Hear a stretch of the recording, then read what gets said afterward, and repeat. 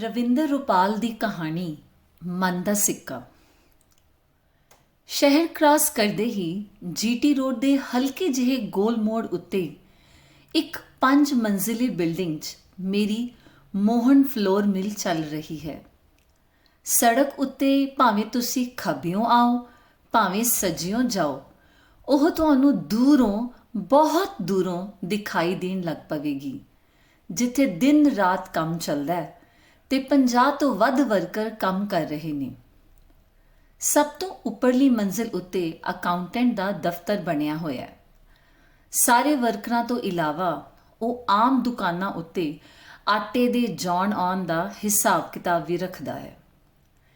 ਪਿਛਲੇ ਕਈ ਦਿਨਾਂ ਤੋਂ ਅਕਾਊਂਟੈਂਟ ਛੁੱਟੀ 'ਤੇ ਹੋਣ ਕਰਕੇ ਅੱਜ ਮੈਂ ਖੁਦ ਉੱਪਰਲੇ ਦਫ਼ਤਰ 'ਚ ਬੈਠਾ ਹੋਇਆ ਆਪਣੇ ਕੁਝ ਪੁਰਾਣੇ ਕਾਗਜ਼ਾਂ ਪੱਤਰਾਂ ਨੂੰ ਦੇਖ ਰਿਹਾ ਹਾਂ ਅਤੇ ਕੰਮ ਕਰਦੇ ਸਮੇਂ ਥੱਲਿਓ ਕੋਈ ਜਣਾ ਆ ਕੇ ਕੰਮ 'ਚ ਵਿਘਨ ਨਾ ਪਾਵੇ, ਇਸ ਲਈ ਮੈਂ ਦਰਵਾਜ਼ੇ 'ਤੇ ਨੌਕਰ ਨੂੰ ਖੜਾਇਆ ਹੋਇਆ। ਮੈਂ ਦਫ਼ਤਰ ਦੀ ਪਿਛਲੀ ਖਿੜਕੀ ਖੋਲ੍ਹ ਕੇ ਬਾਹਰ ਝਾਕਣ ਲੱਗਿਆ। ਅਸਮਾਨ ਉੱਤੇ ਭਰਵੀਂ ਬੱਦਲਵਾਈ ਹੋਈ ਹੈ। ਠੰਡੀ ਠੰਡੀ ਹਵਾ ਵੀ ਰੁਮਕ ਰਹੀ ਹੈ।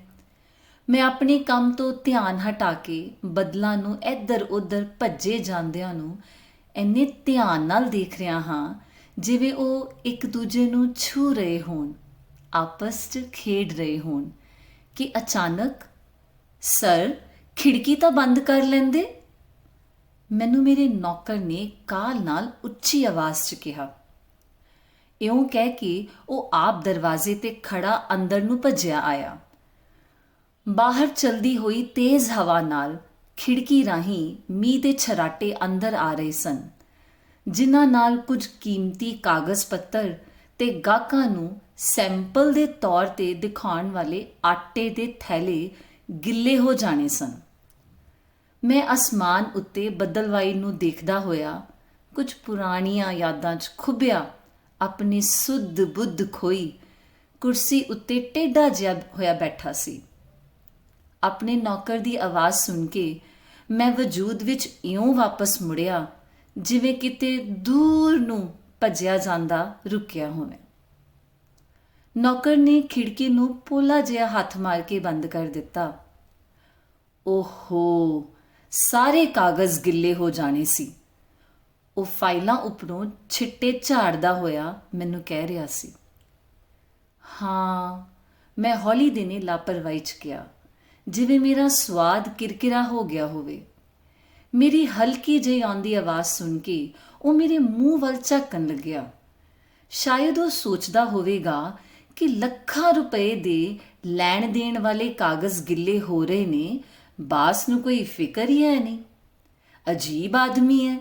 ਇਉਂ ਕੁਝ ਸੋਚਦੇ ਹੋਏ ਉਸਨੇ ਆਪਣੇ ਹੱਥ ਨੂੰ ਘੁਮਾਇਆ। "ਦੇਖੋ ਸਰ ਜੀ, ਫਿਰ ਵੀ ਬਚ ਗਏ। ਮੈਂ ਕੁਝ ਦੇਰ ਲਈ ਪੱਖਾ ਚਲਾ ਦੇਣਾ, ਹੁਣੇ ਹੀ ਸੁੱਕ ਜਾਣਗੇ।" ਇਉਂ ਕਹਿ ਕੇ ਉਸਨੇ ਆਟੇ ਦੀ ਬੋਰੀ ਖਿੜਕੀ ਅੱਗਿਓਂ ਖਿੱਚ ਕੇ ਦੂਜੇ ਪਾਸੇ ਨੂੰ ਕੀਤੀ। ਇਸ ਵਕਤ ਮੈਂ ਬਿਨਾਂ ਪੱਖਾ ਚਲਾਏ ਬਾਹਰੋਂ ਆ ਰਹੀ ਠੰਡੀ ਠੰਡੀ ਹਵਾ ਦਾ ਲੁਤਫ ਲੈ ਰਿਹਾ ਸੀ। ਉਹ ਕਾਗਜ਼ਾਂ ਨੂੰ ਪੇਪਰ ਵੇਟ ਨਾਲ ਦੱਬ ਕੇ ਪੱਖੇ ਦਾ ਬਟਨ ਦੱਬਣ ਚਲਾ ਗਿਆ। "ਇਹ ਕਾਗਜ਼ ਉਸ ਆਟੇ ਨਾਲੋਂ ਤਾਂ ਨਹੀਂ ਕੀਮਤੀ?" ਮੈਂ ਗੱਲ ਨੂੰ ਕਹਿੰਦਾ ਕਹਿੰਦਾ ਰੁਕ ਗਿਆ। ਮੈਂ ਇਹ ਗੱਲ ਭਾਵੇਂ ਹੌਲੀ ਆਵਾਜ਼ 'ਚ ਬੋਲੀ, ਪਰ ਫਿਰ ਵੀ ਪੱਖੇ ਦਾ ਬਟਨ ਨੱਪਣ ਤੋਂ ਪਹਿਲਾਂ ਉਸ ਨੂੰ ਸੁਣ ਗਈ। ਉਹ ਮੇਰੇ ਵੱਲ ਫੇਰ ਝਾਕਿਆ ਅਤੇ ਬਟਨ ਨੱਪ ਕੇ ਬਾਹਰ ਦਰਵਾਜ਼ੇ 'ਤੇ ਜਾ ਕੇ ਖੜ ਗਿਆ। ਮੈਂ ਕੁਝ ਪੁਰਾਣੇ ਕਾਗਜ਼ਾਂ ਪੱਤਰਾਂ ਦਾ ਹਿਸਾਬ ਕਿਤਾਬ ਕਰ ਰਿਹਾ ਸਾਂ। ਕੁਝ ਕੁ ਪਾਰਟੀਆਂ ਵੱਲ ਮੇਰੇ ਕਦੋਂ ਦੇ ਪੈਸੇ ਖੜੇ ਸਨ। ਉਸੇ ਹਿਸਾਬ ਕਿਤਾਬ 'ਚ ਉਲਝੇ ਹੋਏ ਦਾ ਮੇਰਾ ਧਿਆਨ ਬਾਹਰ ਬੱਦਲਾਂ ਵੱਲ ਚਲਾ ਗਿਆ। ਮੈਂ ਤਾਂ ਉਸ ਨੂੰ ਸਗੋਂ ਇਸ ਲਈ ਗੇਟ 'ਤੇ ਖੜਾਇਆ ਹੋਇਆ ਹੈ ਕਿ ਮੈਨੂੰ ਓਨੀ ਦੇਰ ਕੋਈ ਵੀ ਬੰਦਾ ਬਾਹਰੋਂ ਆ ਕੇ ਫਾਲਤੂ ਪਰੇਸ਼ਾਨ ਨਾ ਕਰੇ। ਪਰ ਮੈਨੂੰ ਤਾਂ ਮੇਰੇ ਅੰਦਰ ਨੇ ਪਰੇਸ਼ਾਨ ਕਰਿਆ ਪਿਆ। ਪਰੇਸ਼ਾਨ ਤੋਂ ਮੈਨੂੰ ਯਾਦ ਆਇਆ, ਇਹ ਸਾਵਣ ਦਾ ਮਹੀਨਾ ਜਾਂ ਬਰਸਾਤ ਦੇ ਹੋਰ ਜਿਹੜੇ ਵੀ ਦਿਨ ਹੁੰਦੇ ਨੇ, ਉਹਨਾਂ ਨੇ ਸਾਨੂੰ ਹਮੇਸ਼ਾ ਪਰੇਸ਼ਾਨ ਕੀਤਾ। ਜਦੋਂ ਕਦੀ ਅਸਮਾਨ ਉੱਤੇ ਬੱਦਲਵਾਈ ਹੋ ਜਾਣੀ, ਬਾਪੂ ਨੇ ਜੱਟਾਂ ਦੇ ਖੇਤਾਂ 'ਚ ਕੰਮ ਕਰਦੇ ਹੋਏ ਘਰ ਨੂੰ ਭੱਜੇ ਆਉਣਾ। ਦੂਰੋਂ ਹੀ ਮੈਨੂੰ ਹਾਕਾਂ ਮਾਰਨੀਆਂ ਸ਼ੁਰੂ ਕਰ ਦੇਣੀਆਂ। ਓਏ ਮੋਹਣਿਆ, ਆ ਜਾ ਓਏ, ਲਾ ਪੌੜੀ ਕੋਠੇ ਨੂੰ, ਪਹਿਲਾਂ ਗਲੀਆਂ ਮੁੰਦਾਈਏ ਉੱਪਰੋਂ, ਫਿਰ ਸਾਰੀ ਰਾਤ ਟਪਕਊਏ ਨੇ ਨੀਂਦ ਨਹੀਂ ਆਉਣ ਦੇਣੀ। ਕਿੰਨੇ ਹੀ ਵਰੇ ਅਸੀਂ ਇਹ ਯੁੱਧ ਲੜਿਆ। ਸਾਡੇ ਕੋਲੇ ਕੱਚੇ ਮਕਾਨ ਦੀ ਛੱਤ ਉੱਤੇ ਮਿੱਟੀ ਨਹੀਂ ਸੀ ਪਵਾ ਹੋਈ। ਕੱਚੇ ਘਰ ਦੀ ਛੱਤ ਨੂੰ ਬੇਬੇ ਜਾਂ ਬਾਪੂ ਨੇ ਲਿਪ ਜ਼ਰੂਰ ਦੇਣਾ। ਜਦੋਂ ਤੇਜ਼ ਮੀਂਹ ਪੈਣਾ ਤਾਂ ਤਾਜ਼ਾ ਲਿਪਿਆ ਹੋਇਆ ਥਾਂ ਮੀਂਹ ਨੇ ਖੌਰ ਦੇਣਾ ਤੇ ਟਪਕਊਆ ਫੇਰ ਸ਼ੁਰੂ ਹੋ ਜਾਣਾ। ਮੈਂ ਭੱਜੇ ਆਉਣਾ, ਚਾਚੇ ਦੇ ਘਰੋਂ ਪੌੜੀ ਚੁੱਕ ਆ ਕੇ ਕੰਧ ਨਾਲ ਲਾ ਦੇਣੀ। ਬਾਪੂ ਨੇ ਕੋਠੇ ਚੜ੍ਹ ਜਾਣਾ। ਬੇਬੇ ਨੇ ਮਿੱਟੀ ਵਿੱਚ ਤੂੜੀ ਮਿਲਾ ਕੇ ਮੈਨੂੰ ਹਾਕ ਮਾਰ ਦੇਣੀ, ਵੇ ਮੋਹਣਿਆ, ਆ ਲੈ, ਜਾ ਚੁੱਕ ਕੇ ਮਿੱਟੀ। ਫਿਰ ਮੈਂ ਉਹ ਮਿੱਟੀ ਨੂੰ ਇੱਕ ਨਿੱਕੀ ਜਿਹੀ ਤਸਲੀ ਵਿੱਚ ਪਾ ਚੁੱਕ ਕੇ ਕੋਠੇ 'ਤੇ ਬਾਪੂ ਕੋਲ ਲੈ ਜਾਂਦਾ। ਬਾਪੂ ਨੂੰ ਪਤਾ ਹੁੰਦਾ ਕਿ ਕੋਠਾ ਕਿੱਥੋਂ ਕਿੱਥੋਂ ਕਮਜ਼ੋਰ ਹੈ। ਉਹ ਉਹੀ ਥਾਂ ਲਿਪਣ ਲਈ ਮਿੱਟੀ ਦਾ ਇੱਕ ਥੋਪਾ ਜਿਹਾ ਉੱਥੇ ਹੀ ਸੁੱਟਦਾ ਹੋਇਆ ਕਹਿ ਦਿੰਦਾ, ਪਤਾ ਨਹੀਂ ਕਿਹੜੀ ਜੂਨ 'ਚ ਖਹਿੜਾ ਛੁੱਟੂ। ਕੋਲ ਖੜਾ ਮੈਂ ਕਹਿੰਦਾ, ਬਾਪੂ ਜੀ ਮੈਨੂੰ ਪੜ੍ਹ ਲੈਣ ਦਿਓ, ਸਾਰੇ ਰੋਣੇ ਧੋਣੇ ਧੋ ਦੂੰ। ਜਦੋਂ ਮੈਂ ਇਉਂ ਕਹਿੰਦਾ ਤਾਂ ਬਾਪੂ ਮੇਰੇ ਮੂੰਹ ਵੱਲ ਹੋਰੂ ਹੋਰੂ ਝਾਕਦਾ, ਮਿੰਨਾ ਜਿਹਾ ਮੁਸਕਰਾ ਛੱਡਦਾ, ਜਿਵੇਂ ਮੈਂ ਉਸ ਨੂੰ ਇਸ ਗੱਲ ਦੀ ਤਸੱਲੀ ਕਰਵਾ ਰਿਹਾ ਹੋਵਾਂ, ਉਹ ਵੀ ਝੂਠੀ।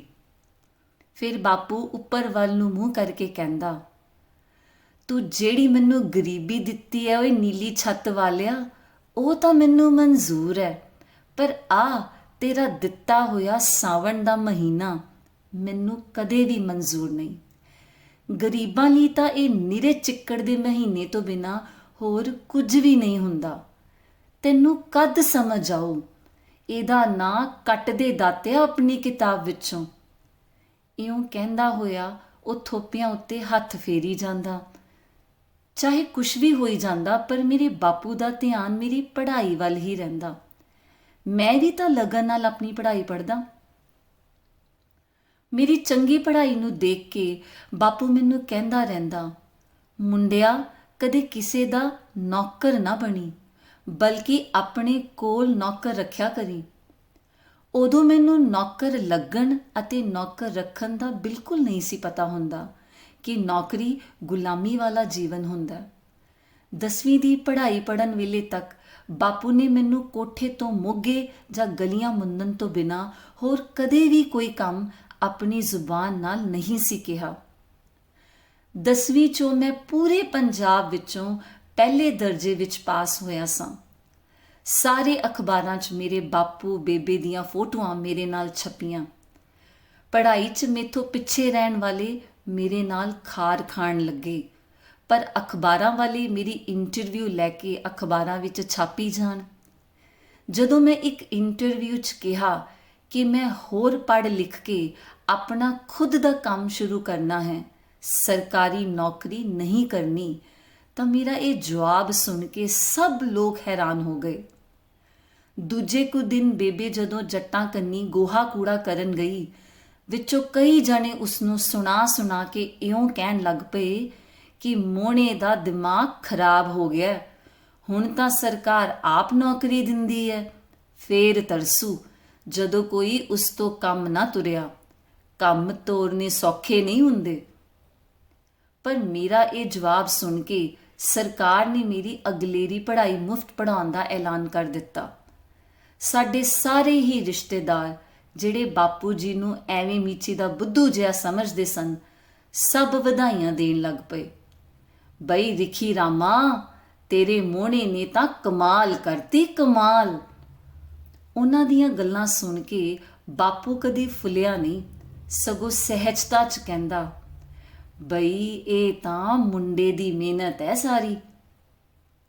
ਫਿਰ ਮੈਂ 7 ਸਾਲ ਸਰਕਾਰੀ ਖਰਚੇ 'ਤੇ ਹੋਰ ਪੜ੍ਹਿਆ।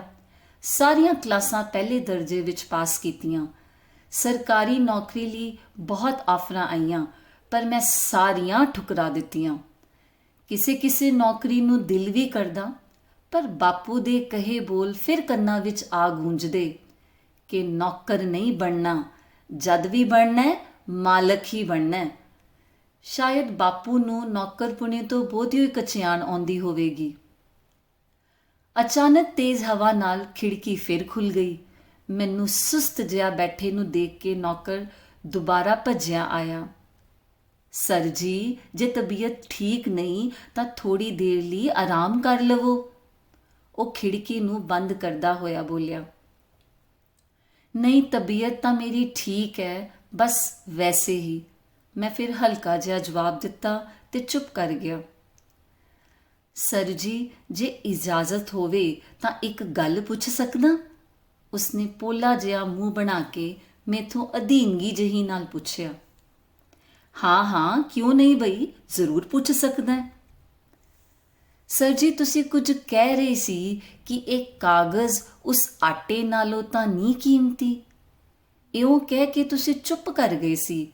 ਮੈਂ ਉਦੋਂ ਦਾ ਹੀ ਬਾਹਰ ਖੜਾ ਇਹੀ ਸੋਚ ਰਿਹਾ ਸਾਂ ਕਿ ਸਰ ਜੀ ਨੂੰ ਪੁੱਛ ਕੇ ਦੇਖਾਂ ਕਿਹੜਾ ਉਹ ਕਿਹੜਾ ਆਟਾ ਸੀ। ਇਹ ਗੱਲ ਉਸਨੇ ਝਿਜਕਦੇ ਮੈਨੂੰ ਕਹੀ। ਮੈਂ ਮਜ਼ਾਕ ਜਿਹੇ 'ਚ ਕਿਹਾ, ਤੈਨੂੰ ਕੀ ਬਈ? ਮੇਰੇ ਮੂੰਹੋਂ ਇਉਂ ਸੁਣ ਕੇ ਉਹ ਨੀਵੀਂ ਜਿਹੀ ਪਾ ਕੇ ਹੌਲੀ ਦੇਣੀ ਬੋਲਿਆ, ਹਾਂ ਜੀ, ਮੈਨੂੰ ਵੀ ਕੀ, ਮਾਫੀ ਚਾਹੁੰਦਾ ਹਾਂ ਜੀ। ਪਰ ਮੈਂ ਆਪਣੇ ਸਾਰੇ ਨੌਕਰਾਂ ਨੂੰ ਇੱਕੋ ਜਿਹਾ ਪਿਆਰ ਕਰਦਾ ਹਾਂ। ਉਹਨਾਂ ਨੂੰ ਮੈਂ ਆਪਣੇ ਬੱਚੇ ਸਮਝਦਾ ਹਾਂ। ਹਰੇਕ ਬੱਚੇ ਦੀ ਦੁੱਖ ਤਕਲੀਫ ਸੁਣਦਾ ਹਾਂ। ਜਿੰਨੀ ਹੋ ਸਕੇ ਮੈਂ ਸਭ ਦੀ ਮਦਦ ਵੀ ਕਰਦਾ ਹਾਂ। ਉਹਨਾਂ ਨੂੰ ਮੈਂ ਕਦੇ ਨਿਰਾਸ਼ ਨਹੀਂ ਹੋਣ ਦਿੰਦਾ। ਉਹ ਮੇਰੇ ਸਾਹਮਣੇ ਉਵੇਂ ਹੀ ਨੀਵੀਂ ਪਾਈ ਖੜਾ ਸੀ।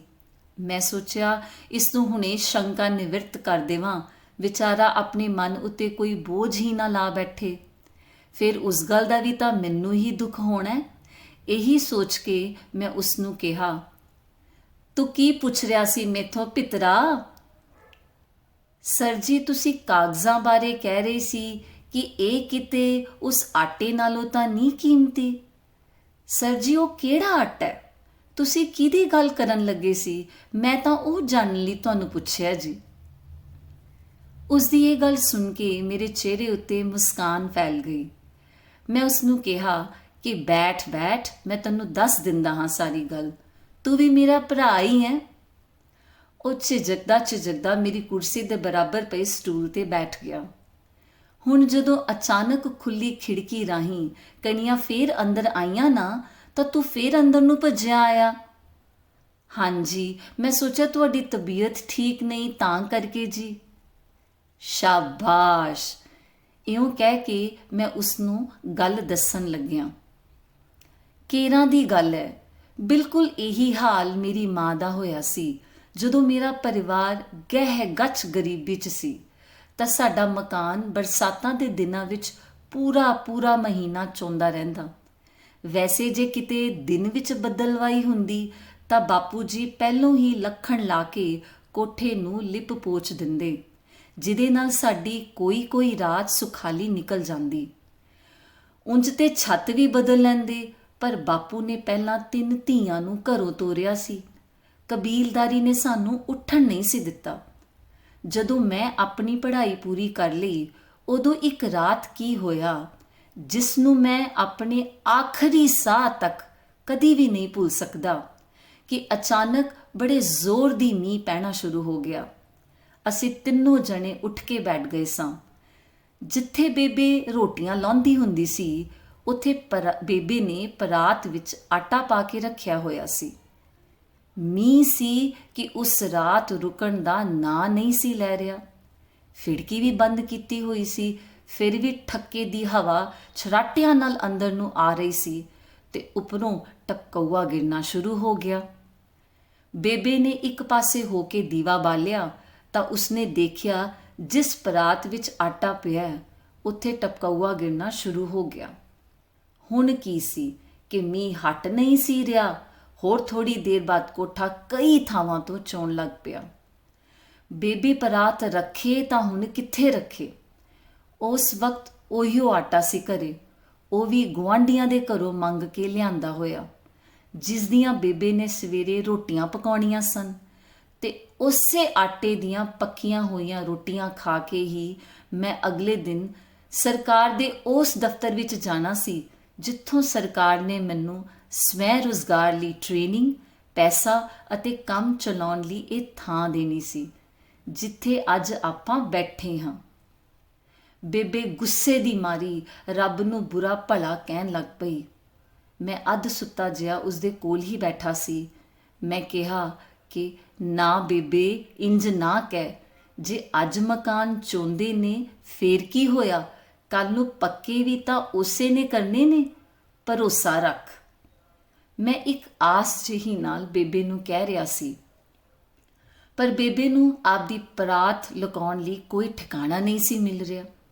ਬੇਬੇ ਕਹਿੰਦੀ ਚਾਹੇ ਕੁਝ ਹੋ ਜਾਵੇ, ਮੈਂ ਆਪਣੇ ਪੁੱਤ ਨੂੰ ਕਿਰਕਲ ਵਾਲੀਆਂ ਰੋਟੀਆਂ ਨਹੀਂ ਖਵਾ ਸਕਦੀ। ਫਿਰ ਉਸਨੇ ਜੋ ਕੀਤਾ ਉਸਨੂੰ ਮੈਂ ਕਦੀ ਨਹੀਂ ਭੁੱਲ ਸਕਦਾ। ਉਸਨੇ ਪਰਾਤ ਨੂੰ ਆਪਣੇ ਢਿੱਡ ਨਾਲ ਲਾ ਲਿਆ ਅਤੇ ਆਪ ਉਸਦੇ ਉੱਪਰ ਛਤਰੀ ਵਾਂਗ ਫੈਲ ਗਈ। ਇਉਂ ਕਹਿੰਦੇ ਹੀ ਮੇਰੀ ਆਵਾਜ਼ ਭਾਰੀ ਹੋ ਗਈ ਸੀ। 2 ਪਲ ਰੁਕ ਕੇ ਮੈਂ ਫਿਰ ਬੋਲਿਆ। ਬੇਬੀ ਦੀ ਪਿੱਠ ਉੱਤੇ ਰਾਤ ਭਰ ਟਪਕੌਏ ਗਿਰਦੇ ਰਹੇ। ਕੁੜਤੀ ਗੁੜੱਚ ਹੋ ਗਈ।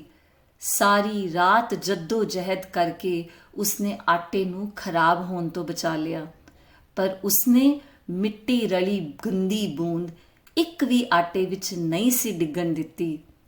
ਆਖਿਰ ਬੇਬੇ ਜਿੱਤ ਗਈ ਤੇ ਮੀਂਹ ਹਾਰ ਗਿਆ।